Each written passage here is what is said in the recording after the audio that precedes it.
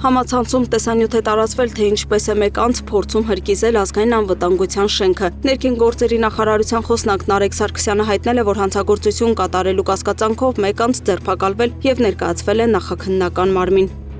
Ազգային ժողովի նախագահ Ալեն Սիմոնյանը դատի է տվել ֆեյսբուքյան օգտատեր բլոգեր Մանուել Մանուկյանին։ Սիմոնյանը պահանջում է, որպեսզի Մանուկյանը հրապարակային ներողություն խնդրի։ Մասնավորապես վերջինս իր ֆեյսբուքյան էջում պետք է հրապարակի հետևյալ հայտարարությունը. Ես Մանուել Մանուկյանս ներողություն եմ խնդրում Ալեն Սիմոնյանից։ Հայցադիմումում նշվում է, որ Մանուկյանը հոգին մարմնի դիմաց վերնագրով գրառում է կատարել, որը վերաբերում է Սիմոնյանին։ Արցախի պաշտպանության բանակի եղնիկներ զորամասի հրամանատար Կարեն Ջավալյանը Քյոխը քաղաքացիական հայց է ներկայացրել բլոգեր Ռոման Բաղդասարյանի դեմ։ Ջավալյանը պահանջում է հրապարակային հերքում եւ 500,000 դրամ փոխհատուցում։ Հայցը վերաբերում է Facebook-ում Ռոման Բաղդասարյանի գրառումներին, որտեղ նա պնդել էր, թե Կարեն Ջավալյանը զինվորներից գողացել է սնունդ, նրանց պահել առանց ջրի, եղնիկներում նվաստացրել եւ սովի մատնել զինվորներին, նաեւ իբր ատել է Հայաստանից եկած զինվորներին։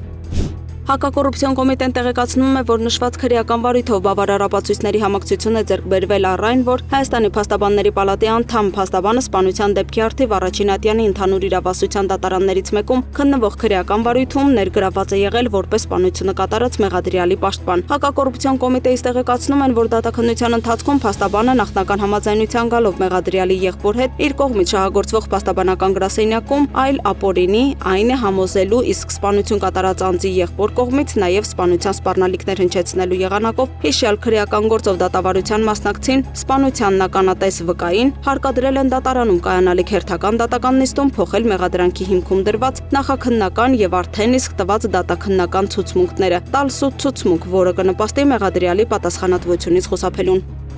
Դատախազությունը պահանջում է Հայաստանի Հանրապետության զինված ուժերի սպառազինության վարչության նախկին պետպաշտպանության նախարարության երկրորդ բանակային կորպուսի նախկին հրամանատար Պողոս Պողոսյանի հետ փոխկապակցված անձանցից հօգուտ Հայաստանի բռնագանձել 2 անշարժ գույք Երևան քաղաքում 451 միլիոն 540 հազար դրամ։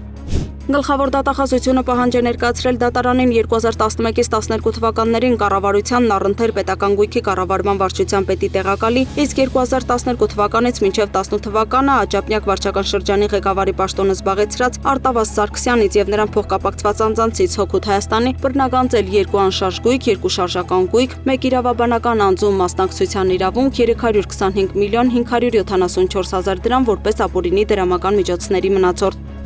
Գլխավոր դատախազությունը ոստիկանության նախկին պետ Վալերի Ոսիպյանից եւ նրա կնոջից պահանջում է բռնագանձել 3 անշարժ գույք Երևանում, որից 2-ը կենտրոն վարչական շրջանում, 1 ավտոմեքենա, անշարժ գույքի շուկայական արժեքին մոտարկված կադաստրային արժեքը 125 միլիոն 580 հազար դրամ։ Դատախազությունը նաեւ գումարային պահանջ է ներկայացրել մոտ 48 միլիոն դրամի բռնագանձում որպես ապօրինի դրամական միջոցների մնացորդ եւ մոտ 43 միլիոն դրամ։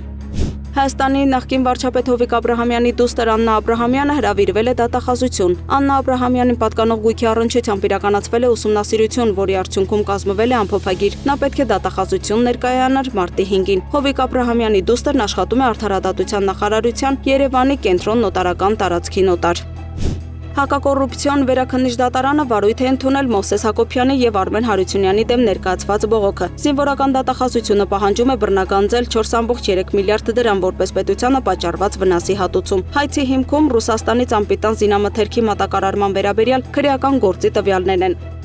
Բացահայտվել է զինվորական հաշմանդամություն ունեցող անձանցից հափշտակություն եւ հափշտակության փորձ կատարած հանցավոր խումբ։ Իմ քայլի անվան շահարկմամբ խաբեությամբ հայտնել են, իբր կարող են 39-ից 42 միլիոն դրամի օգնություն ստանալ, որի դիմաց պահանջել են հիշյալ գումարի 10%-ի չափով կանխավճար։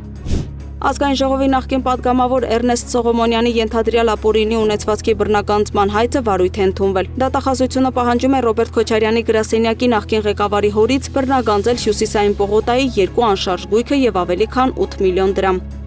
Նուբարաշեն քրեակատարողական հիմնարկի օպերատիվ բաժնի պետ Կարեն Գրիգորյանն օրերս Թոխմախի գերեզմանատան տարածքից փորձել է վերցնել նախապես տեղադրված փաթեթը, սակայն բռնվել է պարեկների կողմից։ Ըստ նախնական տեղեկությունների փաթեթում թմրամիջոց է եղել, եւ օպերբաժնի պետը ըստ երևույթին դա պիտի հասցներ քրեակատարողական հիմնարկ։ Կարեն Գրիգորյանի ավտոմեքենան կապարակնքվել է քննչական կոմիտեում, սպասում են դատարանի որոշմանը, որպեսզի խուզարկություն կատարեն։ Կարեն Գրիգորյանը նախկինում աշխատել է Արմավիր քրեակատարողականում որպես օպերլիազոր։ Ամիսներ առաջ Գրիգորյանը նկատմամբ ծառայողական քննություններ իրականացվել Նուբարաշենի հսկիչներից մեկին ծեծելու համար։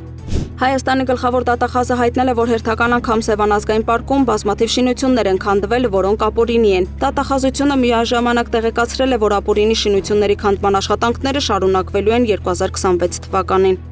ՀՊ-ին մեղադրանք է առաջադրվել այն բանի համար, որ նա 2025 թվականին Երևանի Ամիրյան 1 հասցեում գործող Armenia Marriott հյուրանոցի խոհանոցում անհիմն առանց որևէ պատճառի վեճի է բռնվել խոհարար ՍՍ-ի հետ, որի ընթացքում կաթսայով լի եռման ջուրը լցրել է վերջինիս դեմքին։ Այնուհետև իր մոտ գտնվող դանակով հարվածներ է հասցրել ՍՍ-ին։ Նրա առողջությանը պատճառելով միջին ծանրության վնաս, որն առաջացրել է առողջության տևական քայքայում։